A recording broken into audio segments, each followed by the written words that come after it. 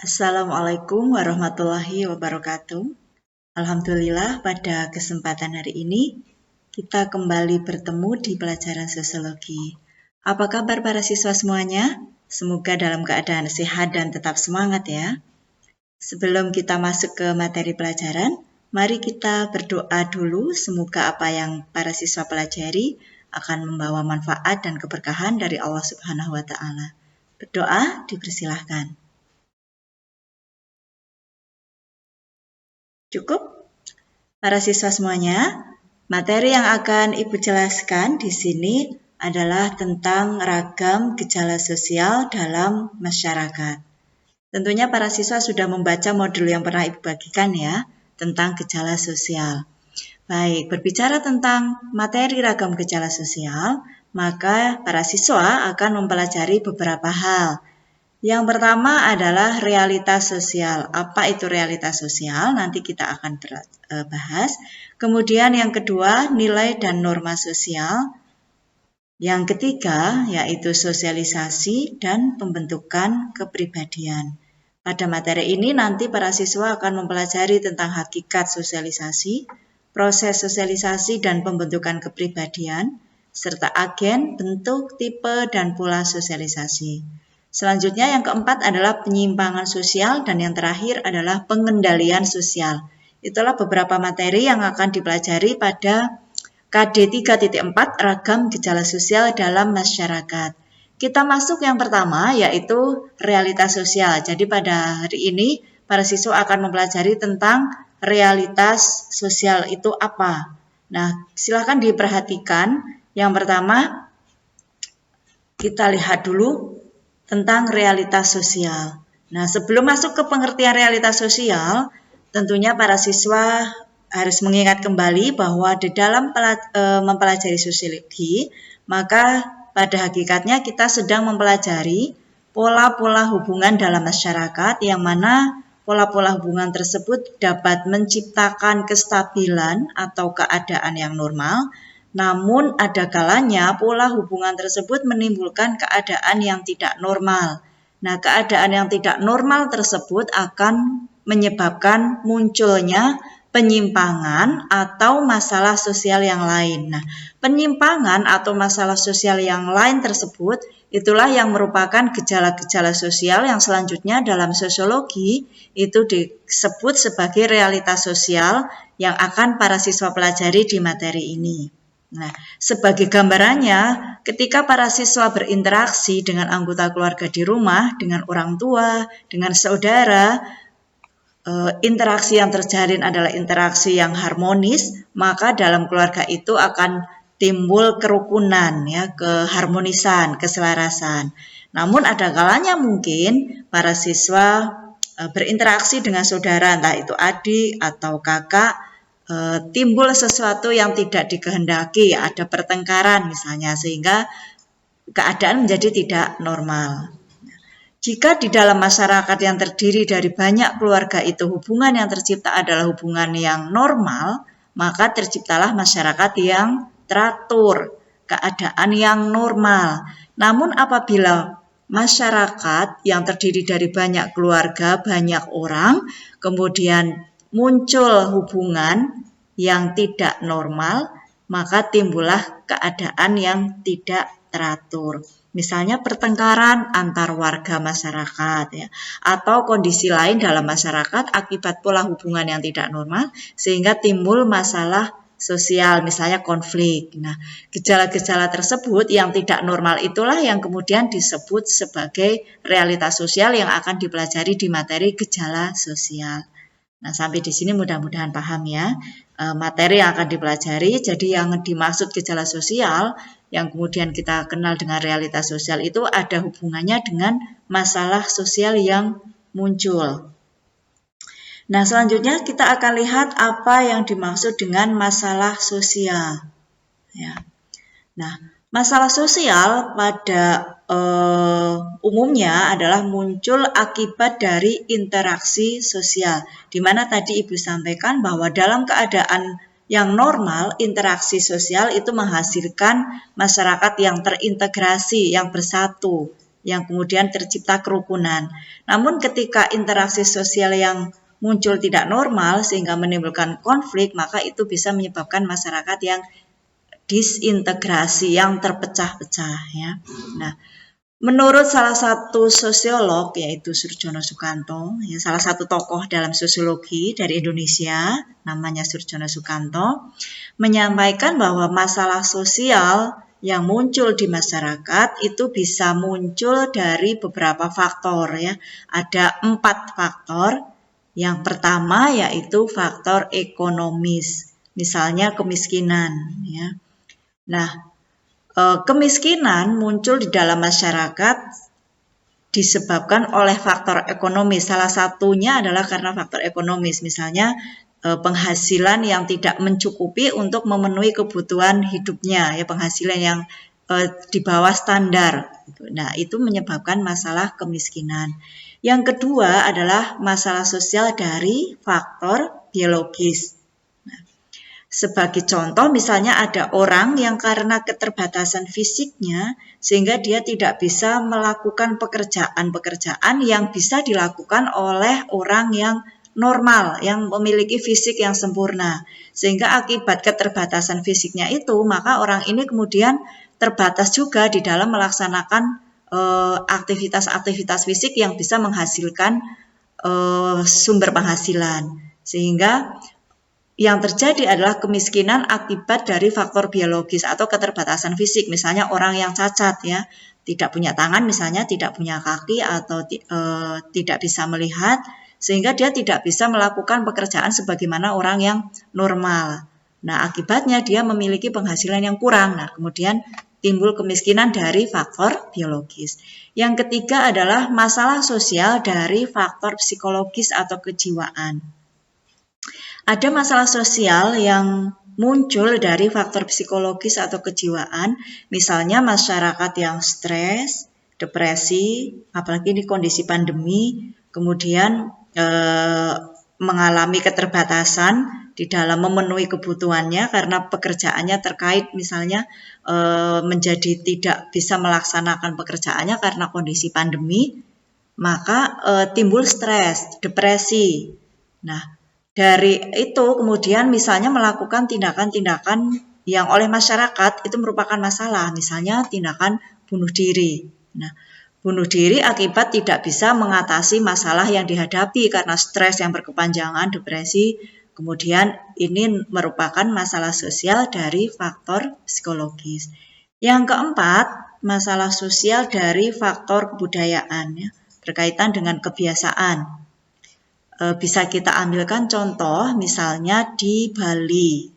Di Bali ada kebudayaan atau kebiasaan masyarakat Bali yaitu mengadu ayam atau sabung ayam. Yang kemudian dari sabung ayam itu merupakan arena untuk berjudi. Nah, judi itu oleh masyarakat adalah merupakan masalah sosial, tetapi sulit dihilangkan ketika itu sudah menjadi kebiasaan. Dari kebiasaan sabung ayam itu kemudian judi itu sulit dihilangkan. Nah, tapi sekarang di Bali ini sudah dilarang oleh pemerintah setempat ya, oleh pemerintah daerah dengan adanya perda untuk melarang sabung ayam karena di situ adalah ajang untuk melakukan judi. Nah, itu beberapa masalah sosial dan faktor-faktornya ya, ada 4 yaitu ekonomis, biologis, psikologis, dan kebudayaan. Nah, selanjutnya para siswa akan melihat apa saja masalah yang kemudian disebut sebagai masalah sosial. Ya. Dalam hal ini ada beberapa kriteria untuk melihat bahwa sebuah masalah masuk ke dalam kategori masalah sosial. Jadi ada kriteria yang dipakai untuk memandang atau melihat masalah ini atau masalah tertentu adalah merupakan masalah sosial. Ada 5 kriteria di sini, para siswa bisa melihat. Yang pertama adalah kriteria umum. Jadi secara umum masyarakat itu memandang bahwa hal itu adalah masalah. Misalnya adanya kemiskinan. Nah, dimanapun, di belahan negara manapun akan melihat bahwa kemiskinan masyarakat itu adalah sebuah masalah. itu ya, bukan sesuatu yang biasa saja, tetapi ini adalah masalah. Jika di dalam masyarakat ada kemiskinan, maka di situ adalah masalah gitu. Nah, maka kriteria yang dipakai untuk melihat bahwa kemiskinan itu adalah masalah adalah kriteria umum, artinya semua orang melihat bahwa kemiskinan adalah merupakan masalah sosial. Yang kedua, kriteria masalah sosial bisa dilihat dari sumber masalah sosial. Tidak selalu masalah sosial itu muncul dari sumber-sumber sosial. Bisa juga masalah sosial itu muncul dari gejala-gejala alam. Ya. Satu contoh adalah longsor, ya, longsor yang menimbulkan korban yang banyak, atau banjir yang kemudian menimbulkan korban sampai ribuan, ya, seperti yang terjadi beberapa waktu yang lalu di Sulawesi, di Kalimantan. Bencana alam yang korbannya sangat banyak, sampai ribuan orang, puluhan ribu orang yang kehilangan rumahnya, kehilangan mata pencahariannya, sehingga jumlah pengungsi itu sangat banyak. Nah, pengungsi yang banyak, kemudian kehilangan mata pencaharian, itu adalah merupakan masalah sosial. Jadi di sini kriteria yang dipakai untuk melihat bahwa banjir, tanah longsor, atau bencana alam yang lain itu menjadi sumber masalah sosial. Walaupun tidak selalu gejala alam itu menimbulkan masalah sosial, tergantung dari dampak yang ditimbulkan dari gejala alam tersebut. Jadi yang menjadi masalah sosial di sini bukan gejala alamnya, bukan banjirnya atau tanah longsornya, tetapi dampak yang ditimbulkan. Ya tadi misalnya pengungsi yang banyak, kemudian banyaknya masyarakat yang kehilangan mata pencaharian, penyakit yang kemudian menimbulkan masalah sosial, dan sebagainya. Yang ketiga, kriteria masalah sosial bisa dilihat dari pihak yang menetapkan masalah sosial. Di masyarakat akan kita jumpai sekelompok kecil individu yang punya kekuasaan atau wewenang, di mana kekuasaan dan wewenangnya itu bisa menentukan apakah sesuatu dianggap masalah atau bukan. Mungkin masyarakat pada umumnya tidak menganggap itu sebagai masalah sosial ketika sekelompok kecil ini tidak mempermasalahkannya. Nah, sekelompok kecil ini misalnya adalah para pejabat yang kemudian melihat bahwa hal itu adalah merupakan masalah sosial. Satu contoh di Bali tadi, pada masyarakat Bali menyabung ayam, berjudi dengan sabung ayam itu bukan masalah. Bagi mereka itu sudah kebiasaan, tradisi, hal yang wajar saja, menyenangkan buat mereka, kebudayaan, sudah menjadi tradisi, sudah menjadi kebudayaan, maka bukan masalah di sana. Tetapi pemerintah daerah Bali menetapkan bahwa sabung ayam, judi dengan mengadu ayam itu adalah masalah sosial, sehingga dilarang ya bagi pemerintah, itu adalah masalah. Nah, sehingga ini contoh bahwa masalah sosial itu ada kalanya oleh masyarakat umum itu belum dianggap masalah sosial ketika belum ditetapkan oleh pihak-pihak yang punya kekuasaan dan wewenang. Selanjutnya, masalah sosial kita lihat dari kriteria yang keempat, ada masalah sosial nyata, ada masalah sosial yang laten. Apa bedanya nyata dan laten? Nyata itu terlihat, laten itu tidak terlihat. Maksudnya di sini masalah sosial nyata adalah masalah sosial yang memang masyarakat mengakui itu adalah suatu masalah karena hal itu tidak sesuai dengan nilai dan norma yang ada di masyarakat. Sedangkan masalah sosial laten, tersembunyi, itu adalah masalah sosial yang ada tetapi masyarakat secara umum tidak mengakuinya sebagai masalah. Maksudnya apa ya? Nah, ini bisa kita lihat contoh pada masyarakat kita, misalnya ada kalian tentu pernah tahu ya tentang istilah KKN, korupsi, kolusi, nepotisme. Nah, kita akan lihat contoh dari yang nepotisme. Apa sih itu nepotisme? Nepotisme itu secara sederhana bisa dijelaskan sebagai sebuah tindakan mengutamakan keluarganya atau kelompoknya sendiri atau kerabatnya untuk memperoleh hal-hal yang itu sebetulnya milik umum. Nah, bagi masyarakat menolong kerabat, menolong keluarga itu merupakan sesuatu keharusan. Ya. Sehingga ketika ada seseorang yang punya jabatan misalnya ya, kemudian dia mengambil keponakannya, mengambil keluarganya untuk memperoleh pekerjaan di mana pejabat ini memiliki kekuasaan, itu adalah hal yang wajar karena menolong kerabat, menolong saudara gitu ya. Sehingga masyarakat umumnya tidak menganggap itu sebagai sesuatu masalah.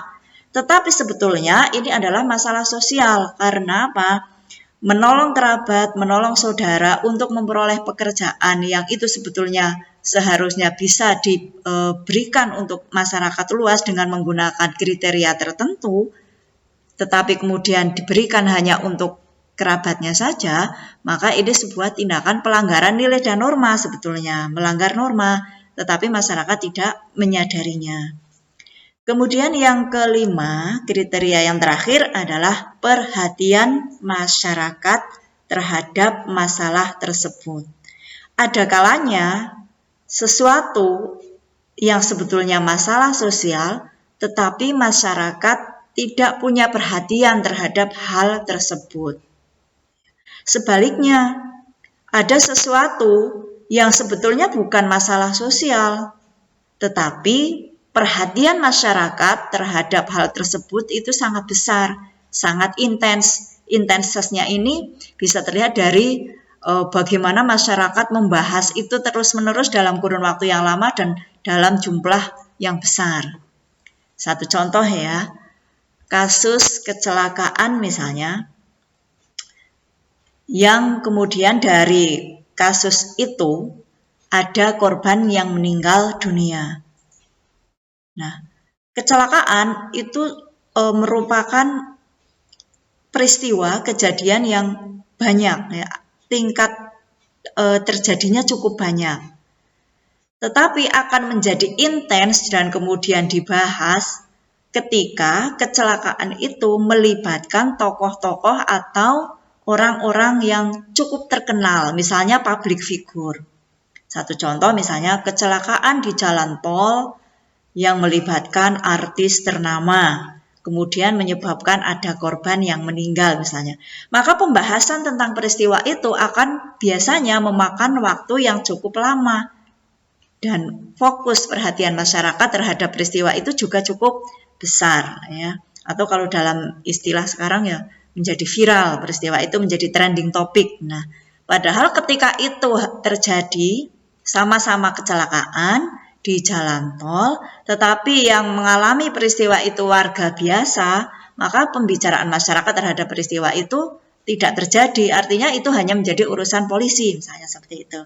Nah, demikian para siswa, mudah-mudahan penjelasan tadi tentang 4 faktor gejala sosial dan 5 kriteria masalah sosial cukup memberi penjelasan kepada para siswa tentang masalah sosial.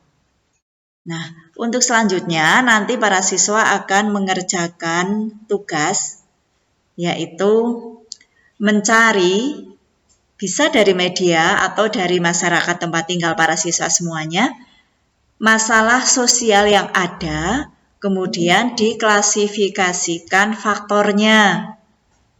Tadi ada 4 faktor ya.